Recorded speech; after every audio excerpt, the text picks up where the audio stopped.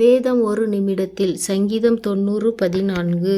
நாங்கள் எங்கள் வாழ்நாளெல்லாம் களிகூர்ந்து மகிழும்படி காலையிலே எங்களை உமது கிருபையால் திருப்தியாக்கும். முதல் பகுதி, நாங்கள் எங்கள் வாழ்நாளெல்லாம் களிகூர்ந்து மகிழும்படி. களி கூறுதல், மகிழ்ச்சி யாருக்கு இஷ்டமில்லை? களி கூறுதல், மகிழ்ச்சி இதுதான் நமக்கு வேண்டும்.